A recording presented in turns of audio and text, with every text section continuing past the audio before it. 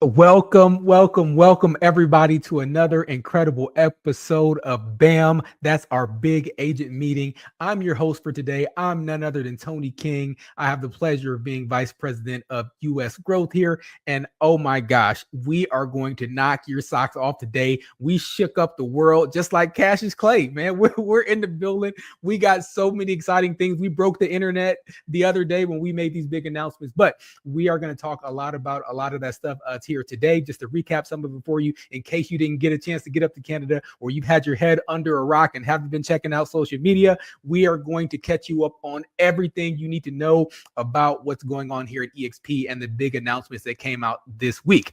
Before we get into that, and first and foremost, I've got my brother Ian Wheatley from KGCI. He is going to be checking in with us, giving us some updates on what's happening on that side of the house. Ian, what you got, brother? Hey, thanks for checking into the Big Agent Meeting, streaming right here on KGCI Real Estate on Air. Welcome to the second quarter. And how'd Q1 look compared to your business plan you have on paper? Oh, you don't have a business plan. Well, this is awkward. Okay. Let's see if I can help you fix that. Coming up after the Big Agent Meeting right here on KGCI Real Estate on Air, we are going to be kicking off our weekly Friday focus. And what's the focus this week? It's all about creating a bulletproof business plan. We will have 6 hours with some of the best real estate coaches on the planet, including Lars Hedenborg, John Kitchens, Gogo Bethke, Stuart Hislop, Jessica Nieto, Julie Nelson, and many others. And if you already have a business plan, you're in an even better position, because everything we're talking about today is all about taking the business from where it's at right now and ramping it up to the next level. It all kicks off with a replay of Tuesday's Real Estate on Air Live, where I got to sit down with Coach Randy Bird, where we talked about the activities, the planning, the execution, and the structure required in a modern real estate business plan. I'm sure that there are some agents out there that are having the best quarter they ever had, but if you are not among them and you want to do better, today's Friday Focus is a can't miss. And so be sure to scan the QR code, subscribe to KGCI wherever you're listening to podcasts, because we'll be podcasting all the episodes we air today on the Friday Focus. And you don't want to miss out on the real estate business building strategies and tactics that you will only find right here on KGCI Real Estate on Air. Thank you so much, brother. That was incredible. Thank you so much, Ian. One more thing, as we're talking about these exciting announcements, these exciting updates, if you haven't heard, we have something called the Explorer Room that we just opened up, and it has been absolutely incredible. We have been changing agents' lives, changing agents' businesses. Our growth team is standing by from 10 a.m. to 8 p.m. every single business day, standing by to help you close your prospects that are having questions about EXP that maybe you don't know the answer to, or that you need some help from the staff, from the executive team. You want to get some answers and help that person get off the fence. We are here to be your closing partner. We're here to be your third-party resource. So check out this short video and the short testimonial from one of our recent explorers in the Explorer Room. Check this out. If you get someone to EXPCon on an Explorer Pass, get them to visit with us in the Explorer Lounge at EXPCon, that person is almost 70% likely to join EXP. But guess what? We are now taking that whole experience virtually with the brand new ExplorerRoom.com. So if you have a prospect that is curious about EXP, send them to ExplorerRoom.com. One of our growth leaders will be there waiting live on Zoom to have a conference call with your prospect, or ideally with you and your prospect on a 3-way call, to help chat with your prospect about joining EXP. Now, the Explorer Room is going to be open from 10 a.m. to 8 p.m. Eastern Time. And our growth leaders are standing by to chat with your prospects. No waiting, no scheduling, just instant help, instant access to the growth team, instant access to the growth leaders, and instant help for your prospect to make that decision to join EXP. Try it today at ExplorerRoom.com. See you there. I have an Explorer Room success story. So on Monday, Danny Burgess, one of my leaders out of San Francisco, he was like, hey, I've got this, amazing $50 million producer. We've got questions. She needs a cap deferment. I sent him into the Explorer Room. 10 minutes later, so cool. I'm on. Wow. What a cool experience. We got the cap deferred and she's moving over. That's great. I love that. Yes. Thank you so much for doing that. It's amazing.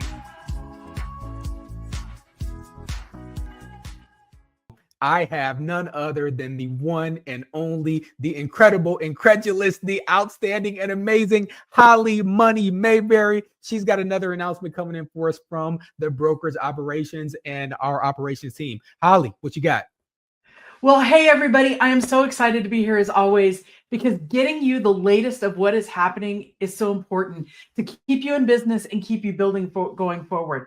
Well, like all weeks, it's been pretty busy, and there have been some big announcements that are definitely impacting kind of across the market. So rather than just, give you nuance, I want to give you some details that you can go use with your clients this afternoon. And so getting right into it, tariffs, interest rates, and purchase power. Immediately, we saw the administration announce tariffs across the board. So what does that mean for you and I? Well, we did see reaction to mortgage interest rates, and they dropped a little bit. It's the lowest so far this year, which is positive, but it's probably not going to last very long. Now, this is what's been interesting in looking at the home builders as well as the budget lab out of Yale University. Yale actually came out and said, hey, purchase power is impacted due to the tariffs about another $2,100 per household. Now, the recent tariffs, this is before this week, the ones that were announced back in March, that looked to add about $9,200 on the cost of building each new home. So what does that mean for you and I? Well, a couple of things as we kind of get into the sauce. Mortgage rate relief, Fannie Mae and the mortgage brokers said, yeah, we were already headed that way. And we thought we would see easing just because of some slowing of the economy. Again, the Fed is watching the rates very closely. They didn't make any moves back in March, but they're indicating maybe towards the end of the year. This is what's interesting, though. Buyers are getting a bit more optimistic. They're watching the interest rates very closely. Like our February foot traffic, that was actually up. We saw a few more pendings. We're seeing market increase as far as properties on the market or availability. So with that inventory rise and rate relief, you and I having these conversations with our clients, it's really, really important that we cut through all of the headlines. They're flashy, they grab you, they probably draw some different emotions depending on who you're working with. And so it's really important that you and I stay steady as we go and really look at what's happening locally, but also right in front of us with our clients. This was a trend that I thought was really interesting, and this was just released by the National Association of Realtors. And it's some of the stuff you're already seeing because of the offers that you're writing or the contracts you're negotiating with your sellers. Boomers continue to be the highest group of buyers right now at 42%, and 51% of all buyers right now are coming out of the boomers with cash. That's really interesting when you start to look at our first-time home buyers, our younger millennials. They're making up about 71% of buyers right now, or the first-time home buyers, I should say. So as a result, if I'm going out to take a listing right now, I'm going to be looking at who our potential buyer is.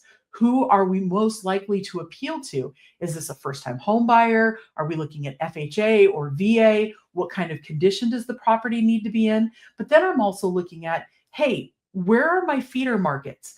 I'm out in Arizona, and I'm always watching where my feeder markets are. I have a lot of pre-retirees, folks that are maybe on that younger boomer trend that are starting to buy their retirement home, and they're really excited about it, and they're paying cash. So that bodes really well. What does that look like? If I've got a seller that I'm taking a listing with this afternoon, I'm talking to them through all of those things and what's going on locally, as well as what we're seeing nationally.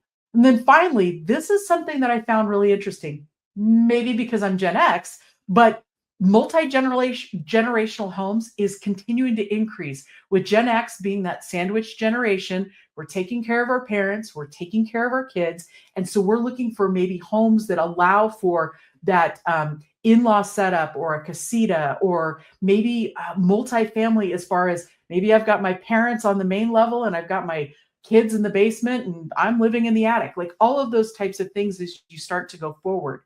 Why this matters. When you start to work with people, whatever market you're in, look at where they're coming from. Are they staying local? Are they downsizing? Are they upsizing? Getting bigger? Those types of things. Now, the other key and what's going on in our markets that I found really interesting is commercial.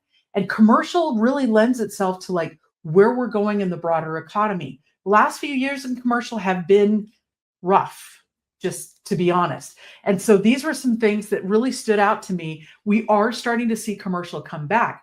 That multifamily, the absorption, I found this interesting looking across these top 10 states or cities with the highest multifamily absorption. Well, guys, these also were some of the top areas that people were migrating to. Dallas, Fort Worth, Austin, Texas, Atlanta, Georgia, Phoenix, Arizona. Those should all sound a little bit familiar as we look at where people were looking to move earlier this year. Now, office properties, they're a little on the negative, but what's interesting is move-outs have dropped over a third. So February looked really good. People are not moving out of office spaces like they were. Hospitality, hotels, that's remaining strong. But retail, very, very interesting because it's the lowest vacancy rate, and we're actually seeing rents increase marginally, 1.9%. But that bodes really well. So when you look at the overall economy, things to be aware of, what's going on in multifamily, because that's going to drive our future homeowners. Where are those new construction of apartment complexes being built? And what's the price range of those apartment complexes? We're seeing a lot in my area that are $1,000, $1,200, $1,500 a month. Now, I know some of you back east are like, wow, that's a steal. Totally get it. But in my market, like, holy cow, that's a lot of money. So when you start to look at who you're working with, I want you to think about how you take care of the client in front of you. I've thrown a lot of national headlines at you. What's important is the client in front of you and focusing on their needs. What I'm finding is some of these clients, they're really nervous. They're maybe scraping together cash. Maybe they're worried about student loans. They've got medical bills, focusing on their needs and what it means. But that also looks at rate shopping. See, with rates dropping down yesterday, that creates a little bit of a frenzy. But how long will it be down? It depends. And so it's really important how you work with your local lender. You stay in connection.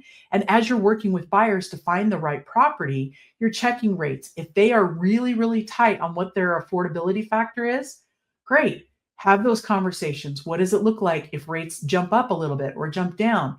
Maybe you negotiate concessions and how that works with a rate buy down. All of these things that you've had in your toolbox, be bringing them all out, setting everybody up for success. And finally, keep it local. Everybody's going to talk national headlines right now. The more local you can make it. So take a national headline and talk about what's happening in your town, your neighborhood, your zip code, heck, even on your street. That kind of information is going to drive value in how you connect with your clients. And this is what I'll also say. Video is your friend. Be talking about this on your social media. Educate people on what it looks like to buy right now. And this is my favorite thing. Fourth tip, be agile. We hear it all the time here at EXP. Please be agile, but be agile in your negotiating. Be thoughtful about what's going on in these market shifts, because as you think of what's going on, if I'm a buyer's agent, I'm looking at, hey, is the seller selling on price or on time? Because that's going to impact how I negotiate and how I make or present my offer. Sellers, I want you to focus on your net sheet, because sometimes buyers will need to get there different ways. They may offer full price, but they're asking for a bunch of concessions, whereas somebody who offered much less because they were cash and no concessions, what's the net? At the end of the day, what goes into your pocket and allows to move your family forward. These strategies are going to help you as you go through this market. The next 90 days, we're going to take one day at a time together. And so keep joining us here every Friday as we help build your business on the Big Agent Meeting. I love being with you, and I'll see you guys very soon. Wow. Wow. Thank you so much, Holly. Now, the moment that you've all been waiting for. Can we get a drum roll? Can we get a drum roll? Do we have any like B-roll or anything we could drop in here, or like sound effects? We need a drum roll. This is what the world has been waiting for. Again, if you've had your head under a rock, you haven't heard about this. Everybody else already knows. My phone has been blowing up. My email's been blowing up. Everything has been blowing up all over about this new program that we just rolled out. I have my brother Russ rocking Russ Laggin and Kelton Cloverdale. They are going to come and tell us about this new program. Russ, take it away. Good morning and welcome to Big Agent Meeting Update of the Week. You guys get to see me in a little bit of a different role here, rolling out something new. And I've got along with me one of my favorite people at eXp. I never really knew who she was until I got to work with her on this project. And if you don't know Kelton Coverdale, she is an absolute dynamo working in the operations side. She's been an amazing person to work with. Kelton, welcome to Big Agent Meeting. Thank you for having me. You know what? We've got something interesting. You and I have been working on this. It seems like we've been working on this for a little while. And here's the most amazing part. On Wednesday this week in Montreal, rolled out eXp. Glenn Sanford announced that eXp now will have co-sponsorship at eXp. Isn't that amazing? Amazing. It's one of those things we kind of sit down and we talk about, some other people do other things. And there's so many things in this business that everybody has copied off of eXp. Every once in a while, somebody else does something. We think, you know what? We'd like to put that in our business too. So thank others for giving us the idea to put this into our business also. And we can bring this in. And here's the fun part. Some of the other companies are doing this and they do it where they actually divide revenue share when they do co-sponsorship. And at eXp, it's kind of like co-sponsorship plus, because we don't divide it, we actually multiply it.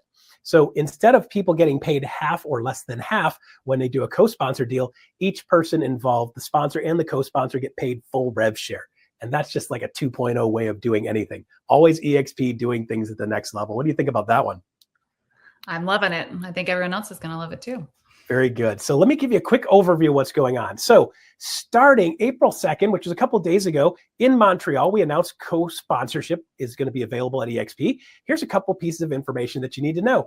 First off, this thing is going live on May 1. So if you're watching this today and you're saying, but Russ, it's not May 1 yet. Well, don't worry, we've got a provision for you guys to be able to actually bring somebody in. Last thing we want to do is hold you back from bringing somebody in if this is a program that would work for them.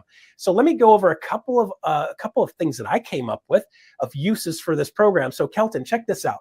Like if you're doing something and you want to bring somebody into the company, but you're not really good at helping people sell more homes, instead of you trying to struggle through it and figure it out, this is a perfect use for co-sponsorship. You're able to now partner up with somebody that can help that person take their business to the next level. So let me give you an example. We've got Steve right here. Steve would be the sponsee, the person that's not with eXp yet. They've been friends with Marvin for the whole life, right? But Marvin's not really good at teaching, training, coaching people on how to sell houses. So what Marvin says is like, hey, if you need somebody to help you with that, Steve says, well, I would love to do business with Olive because Olive is doing business exactly the way I want to do business. So now in this scenario, you can name Marvin as a sponsor, Olive as a co-sponsor, and Steve here gets the benefit of both worlds. So in that one, Steve gets to sell more houses because he's got two people helping him move his business forward. What do you think about that one? I think that's a win for everyone. Simple one way to go, right? The next one up is more attraction, connect, collaboration. So Kelton, let's say you want to do some rev share building in your company. Why not? You're here anyway. You're selling a bunch of houses, but you want to bring that into your business, but you don't really know exactly how to do it, but you know a ton of people. In this scenario, you could set up a scenario where you could actually collaborate with somebody that has a lot of experience doing the recruiting.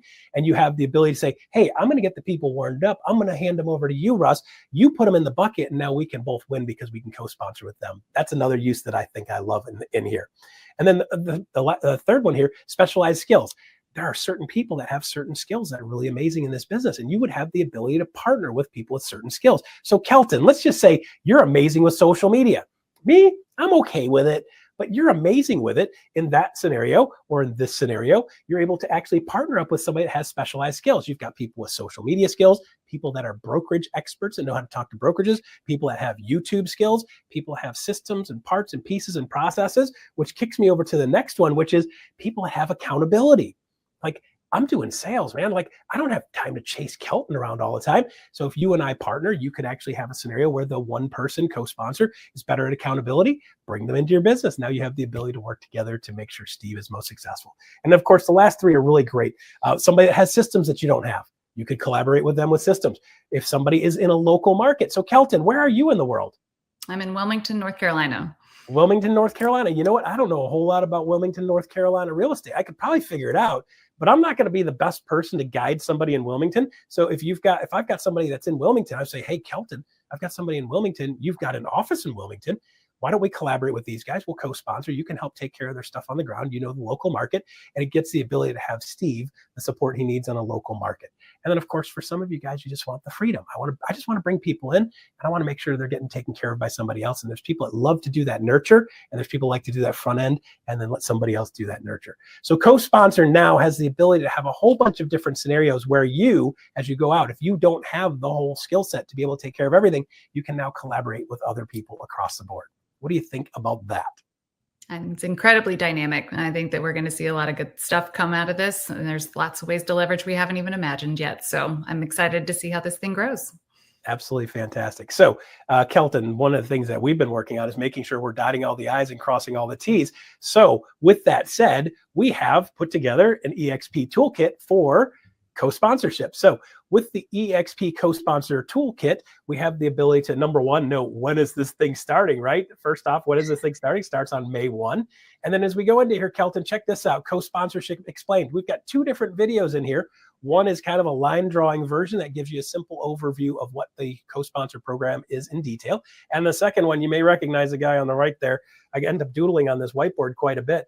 That is a video of me talking through all the details on where things go and who gets what within the program. Of course, if you scroll down, you get the program benefits. It tells people what's going on in the program, how you can implement this program, and of course, who's eligible for this program. The next thing you need to know right here is a quick overview of the co-sponsored program. We have an FAQ, and then, of course, general questions that go along with that. And that's a quick speed overview of the EXP toolkit. And let's go for the address of that, toolkit.com/co-sponsor. Again, that's toolkit.com/co-sponsor. And that will get you access to the toolkit and give you information at your fingertips, all the details, including the FAQs telling you what's going on in the toolkit. Russ, I'm gonna the EXP toolkit. We got to get EXP in the front there. Oh, okay. Yeah. There you go. All right, cool. That'll help you get there. EXP. Okay, so there you go. EXPtoolkit.com/co-sponsor. EXP toolkit. Good. Perfect. That works out brilliantly. So, man, there's some other questions going on around here. So what are some of the things that you're hearing that we need to make sure we work through? Oh, some good little details. So I think you've already mentioned the time frame. We nearly have a full month until launch. That this is going to be your centralized resource. That toolkit, I can't emphasize enough how valuable that space will be. And those videos in particular, we know RevShare can be difficult to explain. I think that we have a really great couple resources there, making sure people understand fully what this is, what options there are, and what options there aren't. And how this whole sharing system works. So I highly encourage viewing of those videos. And then we've got all the questions that we could possibly think of and answers to provide to you. And this is going to be kind of our placeholder to bridge the gap between now and when we actually get this thing active. So you'll see a few changes by the time we get to May 1st about the actual instructions of what you do, when you sign up, where you sign up, etc.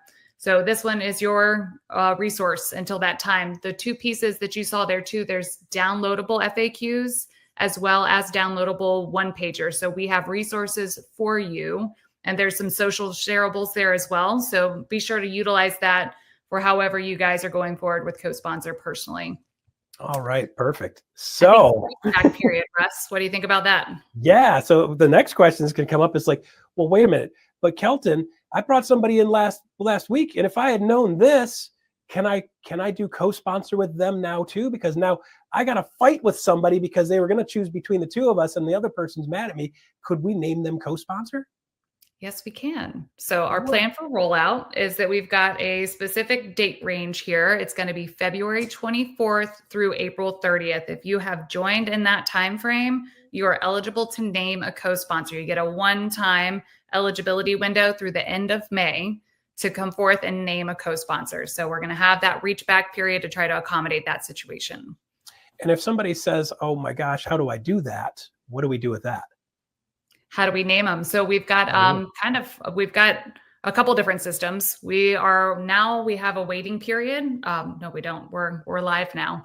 But as we're bringing them in, there's going to be access to the form. You first have to get through the join application. You need to make sure all parties are informed. So that's a really important key of these relationships. everyone should understand who's naming who and have that nice solid plan going in for all the features that Russ has mentioned here. The form is going to be available to name that co-sponsor. It'll check that you are not in the 7 levels above the sponsee. So that's key. If you are, it's going to create a double payment situation. So kind of look for that. If there's a chance you're going to get double paid, the system's not going to allow that connection to happen. That's key to we making this sustainable and scalable into the future to keep that healthy model. So that's going to check for those parameters, and then it's going to push you through and you will be paired and notified. Okay, so when is that form going to be live if somebody wanted to put info in that? May 1st. So Okay. everything goes live May 1st. Got it. And if it's before May 1st, we've got a provision for that. You can send an email to exceptions@exprealty.net, and you can name the sponsor, the co-sponsor, and the sponsee, and make sure you CC everybody on that email so everybody knows what's going on, and send it in there before May 1, and we will hold a spot for you. So that person that's coming in now and you're saying, Kelton, I need to bring this person in now. I don't want to make them wait 30 days because they got to do a listing on Monday. Then what you're going to do is you're going to have them join, name the sponsor just like they would normally, and then email into the exceptions@exprealty.net, naming the sponsor, co-sponsor, and sponsee, and then we will hold a slot. And after May 1, they will start over the next week or two after May 1, they'll be inputting those and getting them legit. So you can reserve a spot for somebody now. Don't make them wait. If they need to come now, we want to make sure we don't hold them off and potentially lose them, so they can come in now. And key feature of that, our sponsees are driving this. We want to make sure everybody is aware of the situation. And since they are the ones instigating the change, they are the people that have to fill out that form. So we'll have a communication process with that process that Russ just mentioned to make sure that those sponsees are able to push that form through. So we've got all of our I's dotted and T's crossed. All right, so there you go. That is co-sponsored being done EXP way. I'm already calling it co-sponsor 2.0, even though it's our first one. It's still better than everything else I've seen out there, so I'm just going to keep calling it 2.0. So with that, you've got the FAQ. Again, the toolkit. Remember, exptoolkit.com/co-sponsor, and that will get you to the toolkit. Go in there, dig around, plenty of information in there and details in there. Kelton, thank you for everything you do for this company. You are an amazing person, an amazing soul. It's a pleasure working with you, and thanks for being my partner on rolling out co-sponsor. I'm loving it. Thanks, Russ. All right, there you go, co-sponsor. Take it back to Tony. Wow. I'm still shaking. Can you see my hands? I'm so excited about the future of EXP with this new program that we rolled out. But coming up next, we have none other than Mr. Brian Ellington, our Chief Learning Officer. He's here. And you know why he came. You know what he's here to do. He's here to drop some Brian bombs all over the place. So have your notepads ready. He's going to be sharing with us some incredible information. Brian Ellington, you're up, brother. Thank you. All right. Hey, Darren Hardy said, to achieve what you have not, you must become what you are not. You have to grow into your goals. So if you're here and want to get here, but you're not quite sure how to do that, well, the university can help. On Monday, we have Linnea Carver. She's going to be coming on talking about how to scale with clarity, personalize client experiences, and build a sustainable business. And that's part of Level Up every Monday. So check that one out. Also, next week on Thursday, we have our friend Brandon Brittingham with Elevate Expand Coaching is going to be talking about the investing side of your real estate business, how you work with investors, how you become an investor. That's part of the ongoing Expand Investing. If you're not part of that, go to expelevatecoaching.com, and check out Expand Investing. It's a great program, really helping a lot of agents build wealth for themselves. And then, of course, we have Big Agent Meeting next Friday. Stay tuned for that one. And then the Lab podcast, we're dropping a new one with Jimmy Nelson, our friend, talking about attraction and all things, how to blend faith, family, and mentorship into your practice to help you build a great revenue share org. Wow. Thank you so much, Brian. And last, but certainly not least, Brian's coming back and he's bringing a friend. And that friend's name is, somebody you may have heard of named Renee Rodriguez. He's here. They're going to change the game and teach us how to win with clients. Brian and Renee, come on up, brothers. Come on up. What you got? Hey, thank you, guys. All right, Renee, thanks for being here, man. We're so excited to have you. Now, listen, I got to meet you through Leo, and I'm a bit of a hermit. And so I didn't realize at first who you were in terms of like how much impact you've had in not just the real estate industry, but a lot of different industries as well. Until I started telling, my wife and then a few other folks that I knew that I had met you, and they were like, "Oh my God, he's transformed my life." And so I'm really excited to be having you here and also be working with you on Amplify EXP as well. For those of you who may not know Renee, would you mind giving maybe a brief introduction?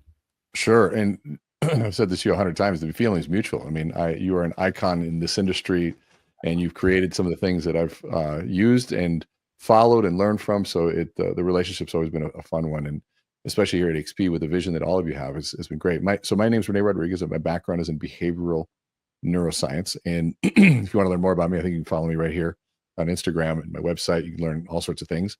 I did write a book on the neuroscience of influence and giving people a methodology to understand the gaps between our relationships and what happens in the brain when we don't fill the gaps.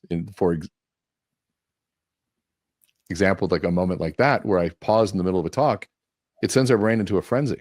And so these questions that I always ask are, why is it that we jump to conclusions so quickly? Why is it that an unanswered text can send us into a frenzy of insecurity? Why is it that a rumor can spread faster than an official communication from a company? And it all happens in the foundations of the brain. And when we learn to answer those questions, you can start realizing the amount of missing information there are between people in the sales process and everything. And when we realize what the brain does in those moments, which is fill those gaps to construct their understanding of the world, in essence, constructing the reality, we start realizing the importance of being good communicators so that people don't fill in the gaps, that people don't make the negative and miss assumptions around who we are. And so I've been teaching leaders how to do that for a long time. I've also done sales training at all levels. And because I think when you look at the psychology and the neuroscience of decision-making, of resistance to new ideas, of presentation skills, sales process, all of it goes back to the same exact science. And that's one of the things I'm most excited about sharing with you all. Yeah, it's funny because I've often said, listen, EXP University builds amazing training, right? We go out, we study the businesses of top agents of whatever given topic, and then we go model what they collectively are doing, right? Right. But what I've always said is, as an agent, there's nothing that I'm going to teach you that if you went and made 200 phone calls or knocked 200 doors, you wouldn't catch on to really quickly yourself, right? Yeah. So then the question is, well, why don't people do that? And I think the hardest step is not anything other than the 6 inches between your ears, getting that into motion. Your experience, you've had a lot of it. What is it that holds us back, and how do we get past that? Well, over 50 years ago, this group called the Behavioral Press Research, Behavioral Scientific Behavioral Press Institute, I believe it's called BHRP. Yeah, Behavioral Press. And they were asked, as a group of psychologists, asked to study this whole phenomenon as to why, how do they improve and use psychology to help the sales process? And so they started looking at presentation skills and closing and communications, all the things that we think are really comes to sales. But when they looked at it, they said, well, there's really 4 phases. And one of the first phases is the approach. How do you approach? How do you inform? How do you present? And then how do you create closure to that? And they said, well, if they don't make the approach, none of the other skills matter because then I have nobody to present to. So they decided to put 100% of their energy in this concept called sales call reluctance. And what they discovered was fascinating. These are a bunch of really boring psychologists that discovered there are 16 types of reasons of why we are afraid to make a sales call. But it comes to understanding what we call the big M, which would be your motivation in life. And now there's motivations that, the raw motivation, I'm not referring to that. You have this emotional and mental and physical energy moving towards your big G. So you have your M and your G. And if I move all my motivational energy towards my goal, and the goal in this sense is to prospect, and there's a perfect tube, right, of this energy going to this, the outcome of that should be earning what you're worth. So we're moving from this motivational energy to our goal. The outcome of that would be to earning what we're worth. Now, if you're not earning what you're worth, meaning you're not making the money you make, they look at it as a very simple equation that first we have to check, is the motivational energy there? And then we say, okay, so let's say somebody's going through a financial crisis at home. Well, it takes emotional, mental, and physical energy to deal with that. Or maybe there's a divorce at home. Maybe somebody got cancer. Maybe a kid is sick. Maybe they're remodeling their home and their whole home is in upheaval. That takes some of the fuel to move towards goals because you have this what we call goal diffusion, or this motivational energy is dispersed in other ways, and so you don't get as much there. So that's the first step, is the motivation there. Now, a lot of times when I see people with low motivation, I ask, who are they married to? And I had one situation, this gentleman just didn't have any motivation. Well, who's his wife? The number one salesperson. Well, she's making $1 million a year, so he's just there. There's not real need to do it, right? And there's not much motivation to do that. And so what they found is that if you lack the motivation, then you can't really be reluctant, because how can you be reluctant to do something you don't want to do in the first place? So we solved that problem first. And then secondly, now, if we go to the goal, if you have too many goals and these arrows coming out, then all that motivational energy is dispersed and diluted, and you're not really doing anything. They call it goal diffusion. And so here I'm motivated, but I'm doing 20 different things. Well, then those 20 different things aren't getting the energy they deserve. And so, but what they found were in between the motivation and goals, there's leaks. And, the example I give, if we were to be in a race and we were to have a glass of water the same size, and I give you a straw and me a straw, but then I take your straw and I go like this, and I pound it on the table, and I create that little line. We've all been there. We try to open it up and it creates that slit, and we're trying to consume the water, but we're also consuming air, and you're only consuming about 30% of the water because the rest of it's just air. Now you putting the same amount of effort in, getting a yield that's much higher. You're trying and trying and trying and getting very little. I'm trying and very normal and getting 3-4 times the amount that you are. Now, what's frustrating is a lot of times you watch people that are working really hard, not achieving many results. And while somebody else seems like they're on autopilot, just generating all this stuff. Well, what's happening is they have less leaks in the straw.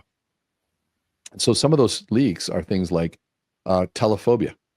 They think the phone weighs 300 pounds, or they think the phone looks like a gun. They're going to put that phone to my head. Why would I shoot myself in the head? But there's a lot of fear around that phone selling.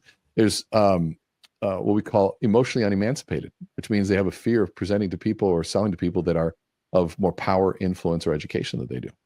Some people have referral aversion, right? Where they go, I don't want to ruin an existing relationship by asking for more business. Some people have what we call friend shield, where they put a shield around their friends. They don't sell their friends. Well, if I have friend shield, but I have no yielder, which would be I don't want to be perceived as pushy or modest, I might approach you and I could build a great relationship and I close you, but then we become friends. Now I won't ever sell you again because I put it in shield around you. So there's 16 different types, but those are the real scientific reasons behind those. That's amazing. And there's so much there to unpack. I want to go back to the motivation thing. James Clear in Atomic Habits, he talked about the habit formation cycle, right? Craving, response, reward, right? That's how habits are formed. And what I've found is habits in real estate, the reward doesn't come for 100 days at least. Meaning if I've met a ready, willing, and able seller or buyer today, probably not going to close for 100 days unless it's a cash buyer, but for the most part, that's rare, right? And so when we are trying to form the habit of prospecting, lead generating, whatever, and that reward's not coming today when I'm doing those calls, there's a huge disconnect there. And that's one of the challenges. You talked about motivation. You ask most real estate agents, why are you doing this? And they'll if you press hard enough, they'll give you a great answer. Loved ones, kiddos, all those great touchy-feely kind of emotional things. And yet connecting that to the daily habits of success as a motivation. Any advice that in terms of how you do that? How do you take this ethereal motivation and then channel that into a daily activity, especially one that, a lot of people are a little, you use the word reluctant to do. I'd say reluctant to being kind. I think, it makes so much logical sense to be able to do that. I mean, can't you just realize that this is for your kids? Yeah. Well, it's very akin to this motivational piece around change or die. What if that was the motivation that you had? What if you literally, if you don't change, you will die? Let's just raise the motivation level. And what they found was that wasn't effective either. And so there's a study that was done in a book called Change or Die. And IBM every year has what they call the Global Innovator Outlook Conference. And in that conference, they bring in the biggest leaders from across the world. And this particular year, the topic was The topic was healthcare, and at the time it was $1.8 trillion issue, which made up about, I think, 20% or 13% of the 19% of the GDP, and that almost $2 trillion were of healthcare budget was consumed by 5 behavioral issues: smoking, drinking, eating, not enough exercise, and too much stress. So things that we knew very clearly. And so they said, well, maybe we need to up the motivation. Let's just say, if you don't change, you'll die. So they use an opportunity where somebody just had an angioplasty, which is, where they're the precursor to heart disease. There's buildup of plaque in the arteries, and they crack open the chest cavity, pull them over. Now, by the way, this is all reversible through diet and exercise, and the procedure only lessens the pain. And so they said, let's wait till right after their surgery, they're on the recovery bed, and let's hit them in that moment. John, if you don't change, you'll die. So the CEO of Johns Hopkins University sharing this study. And what they found is that of that, 9 out of 10 were back within 2 years for a second procedure. Wow. So that change or die didn't work. And what they found was, when things are that drastic, we have to go into denial around that. We are in denial of the morbidness of life. If we didn't, we wouldn't be able to survive. And we realize how easily we could just die. Yeah. And so we go into this denial. And it felt so disconnected. That proximity of that consequence was so far removed, right? It's like somebody who smokes, they know they're not supposed to smoke, but they're going to smoke anyway. We know we're not supposed to eat, cheeseburgers and fries, but yet that fry is not going to kill us because the consequence is so far removed. But if you were to lace that next burger or that next cigarette with cyanide, you wouldn't smoke it because you would just shorten that cycle or that proximity of the consequence. Because it's much more real at that point, which, by the way, is some of the challenge of leadership. It's also some of the challenge of salespeople. It's easy to say, oh, I don't need to invest right now, but I regret that in 20 years. I don't need to buy now. I want to wait the market out. Well, you probably regret that in 5 years when the prices are way more expensive. So we can learn to bridge that and shorten that proximity of consequence. But the University of Omaha, this guy by the name of Dr. Dean Ornish, saw this study and said there's a better way. And there's a spiritual, psychological, emotional, all these other components that go involved. And they took the same patients, the same kind of procedure. And instead of saying you're going to change or die, they walked in, the daughter would walk in with her grandchildren and saying, Dad, you really scared us. Dad would respond saying, honey, I love you. I'm strong. I'm going to be just fine. Well, Dad, you remember when I got married? Of course, honey, it was one of the greatest days of my life. Well, I remember how nervous I was, Dad. And I remember wasn't sure if I was doing the right thing. And then I looked over and I saw you and you winked at me and you smiled. And in that moment, I knew everything was okay. Wow, honey, gosh, you're going to make me cry because you know that I love you. Well, Dad, I'm not sharing that to make you cry. I'm sharing that because if you don't change how you eat and exercise, you're not going to see your grandchildren get married. And that study produced that 70% were not back after 3 years because it was much deeper connection around the fear of loss of something valuable. And that was the key. And so I think when it comes to motivation, it comes to us being able to change our behaviors, we do have to self-reflect and we have to look about what will I lose?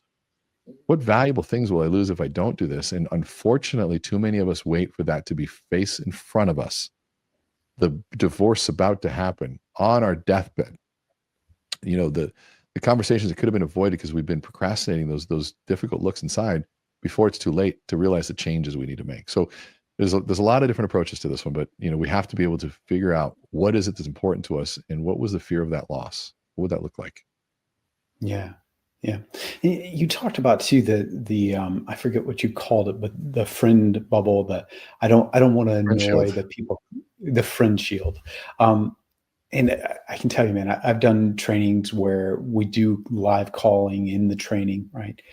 Always follow the do not call TCPA rules, please. It's not paranoia if they're out to get you, and they really are out to get you. But I've had it happen multiple times where people literally start breaking down crying. And I go talk to them, what's wrong? Well, I can't do this. I can't call my friends. I'm just going to annoy them. They're going to think I'm sleazy and blah, blah, blah. How do you overcome that? How do you get people to reframe their thinking around that friend shield? Well, what you're talking about is actually role rejection, and that's another type of self-call reluctance where we have a shame about being associated to the self-promotional world. And so role rejection is one of the most difficult ones. The most expensive is yield, or somebody who's wanting to be seen as pushy or modest. But role rejection is a tough one because we don't see ourselves. So we change our titles. I'm not a salesperson. I'm a real estate professional. I'm a real estate consultant, right? And we're not in sales. And so they disassociate themselves to all the behaviors that do that. And if a salesperson had certain requirements, a job description, and you don't want to associate to that salesperson role, then you won't associate to the requirements either. And so we have to shift that. And every good salesperson has a story of transformation, that moment where they realized that they were and they found pride in it. I'll give you an example. One of my good friends, Scott Hardy, who was one of the greatest salespeople I've ever met. And he was a financial advisor for 24 years. And he was coming home one day with his friends. He went over to dinner at his friend's house. And his father had just been diagnosed with this illness that was going to be very, very difficult. Now, Scott sold long-term healthcare insurance. And they were trying to figure out at the table what they were going to do. And he goes, the moment that conversation came up, he goes, Scott said, my heart sunk to the floor because I knew exactly what was going to happen next. And sure enough, the family, the friend goes, wait, guys, mom, dad, Scott sells an insurance that covers this. Like, we have a solution. Scott, tell him what you do. And of course, like a record scratching, the father looks at Scott and says, Scott, what do you got? And he had to tell him the most difficult truth, which was, I can't help you because the policy would have had to have been in place prior to diagnosis. He goes, that wasn't even the hard part. The hard part was what the father said next. And he looked at him and he said, so were you waiting for something like this to happen before you told me about it? And it was like a gut punch to the soul, saying, who am I to not believe in my product enough to tell the people that I care about most that I could have actually been there? I was so concerned with being seen as pushy or immodest and worried about who I was that I missed the opportunity to actually help somebody. And isn't that why I sell this anyways, to help people? Yeah. And it was in that moment that he made a decision, said, if I don't believe in my product enough to tell my closest ones and to sell them on this, then I'm in the wrong business. And so what that means to an agent is, an agent, we know that the American dream has always been home ownership. We know that the fastest vehicle to wealth is in real estate. It's not in a wage or a salary. And if you know that a homeowner has an average net worth of $393,000 compared to the net worth of a renter of being just $10,000, there's a 44-time increase in doing that. Then we have an obligation to share this with as many people as possible to help them get into the game of net worth. And so those reframing moments, so we realize why it is that we do what we do and get ourselves to be proud and maybe give this profession a new name based on the integrity and the ethics by which we approach it. That's the opportunity, but we have to be able to buy into who we are and embrace it, for sure. Yeah, very well said. Very well said. What's interesting is you look at the stats of our industry and they tell you everything you need to know. 75% fail out in the first 2 years. Some say 71, some say 80. Let's just all agree it's somewhere in that range. Fail out in the first 2 years. Why? Because they weren't professionals. They weren't committed. Yeah. That's one thing, right? So the people that you're not interacting with, you're more than likely pushing them into the arms of those agents who are not going to be there for them. The other thing too is you give a crap about them. Take stock of that. You give a crap about them. Those other agents don't. Yeah. Which means you may not be the best agent in your market yet, but you are somebody who cares. And somebody who cares, I will put money on any day of the week versus somebody who's just there for the paycheck. Yes. Right? And it's interesting too. So I talk to agents a lot about theory of mind, orders of intentionality, where, I know what I'm thinking. That's the first order of intentionality. I think you think this. That's a second order. I think you think, I think this. That's a third order. Most of us as human beings can track up to about 5 or 6 orders of intentionality scaling up, right? And I ask the question, which one of these can we get wrong? And the answer is all of them, including number one, what I think I'm thinking, right? That's why psychologists and psychologists get so much money. But what's interesting is you couple that with this idea of the negativity bias, which we as humans tend to focus more on negative than on positives. And so we not only are making assumptions about what other people are thinking, but then those assumptions tend to be more negative in nature. And I wish I had some, great psychology degree or studied neuroscience as much as you do to learn how to turn that off, reframe it. Any advice for us about how to turn off the negative voices inside our heads when it comes to assuming what other people are going to think about us ahead of time? Well, I think what you're doing is right. We have to educate ourselves why we think that way in the first place. It's not because we're negative people. It's because it's a survival mechanism. That's And those who tend to think more negatively tend to survive. If you are walking in the woods and you hear a branch break and you get curious, go, what little critter could that be? The chances of you dying go higher. It's just higher. And so there's a survival rate that's higher to those that tend to assume the negative when there's a space of information. And that's what we were talking about. When I don't know the information, it is safer for me to assume the negative, to be prepared for that, versus to always assume the positive. Now, even optimists have negativity bias, by the way. So this isn't about being an optimist or a pessimist. This is much deeper than that. And so when, a lot of times we fear the unknown than the uncomfortable truth. Some people would rather be in the uncomfortable truth of being broke than engage in the unknown of what happens if I pick up the phone call. And the reason that's the case is because the unknown leaves this massive gap to fill with that assumption. And so then we got to ask ourselves, what are we filling these gaps of these unknowns with, and what sources do we have? And I was working with somebody yesterday, and he was talking about that right now, about 99.999%, and this is research-based, of the way we understand and interpret the world is driven by an unconscious and other than conscious process. And we have about 40 to 60,000, some places say 70,000 thoughts a day. And to start making sense of those thoughts, we daydream to put them together into narratives and stories to just make sense of all of these things. And so if we have all of these thoughts and we look at the visual piece, about 85% of our visual understanding of all the sensory input, 85% comes through our eyes. To create those thoughts that then become the narratives that construct the reality that drive the unconscious processes. Well, then what his case was is saying, well, maybe we need to surround ourselves with things that are driving those unconscious processes. What podcasts are you consuming? Who do you spend your time with? What is in your visual field? Like he pointed out in my office, he goes, there's nothing in here that tells you where you're going, Renee. This is all execution. You have camera equipment and whiteboards and everything, but where are you headed? Where's your vision? I'm like, wow, what a concept. And so I'm going to be reorganizing my office to have the visual stimulus that's constantly reminding me where I'm going. And as much as I love tech is out of sight, out of mind. There's nothing better than putting a sheet of paper on the wall that says you're broke. If that's true, then I better change that piece through the behaviors. If I'm broke, oh my God, I better not go to happy hour tonight because I'm broke right now. Jim Rohn, you say, affirm the truth. If you're broke saying that you're rich, you're delusional. And if you say, well, affirmations, I'm rich and I'm wonderful. That's not what an affirmation is. That's delusion. Affirmation is I engage in the activities that drive more results and opportunities. I make 100 phone calls a day. Those are action-based affirmations that drive the behaviors that lead to the results that we want. And the more you surround yourself around that, you're training your reticular activating system, which determines your attention and focus, to start seeing opportunity versus start seeing the lack thereof. Yeah. And so lots that you can do there. Yeah. Reminds me of the Covey model of be, do, have, right? Not have, do, be.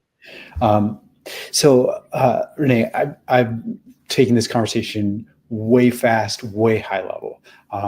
But you're going to be doing, actually, I don't know how we convinced you. I think maybe Leo's charming or maybe I might have a little bit, but we got you to do a session coming up April 8th.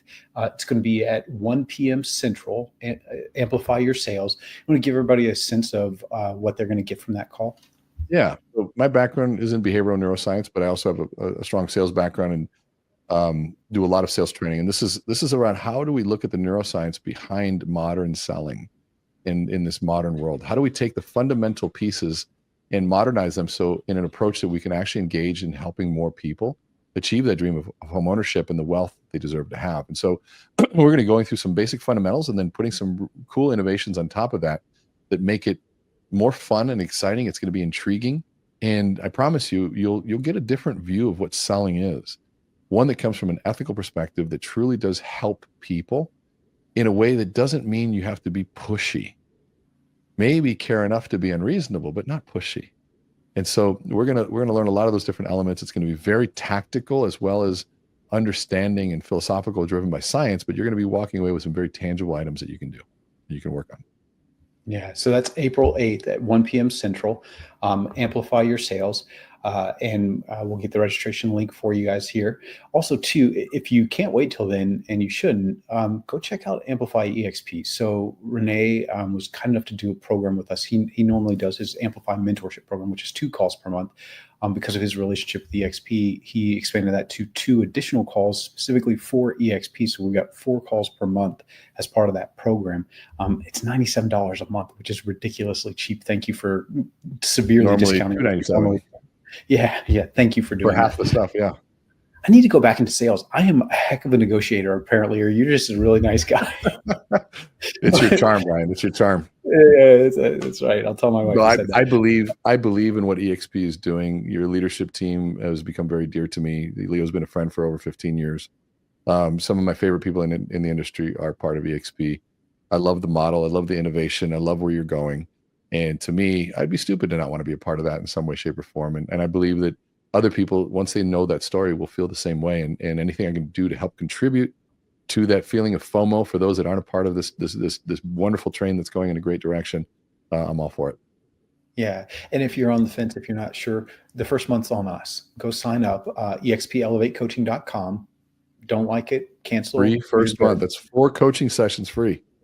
Yeah, and just amazing content. Also, amazing guests each month, bringing on people like Neil Ford and others who are just masters of their craft, and all around the topic of helping you build your sales and build your influence as a sales professional. Renee, as always, man, thank you so much. Looking forward to April 8th. And for those of you who want to check it out sooner, expelevatecoaching.com. Thank you, buddy. Thank you, sir.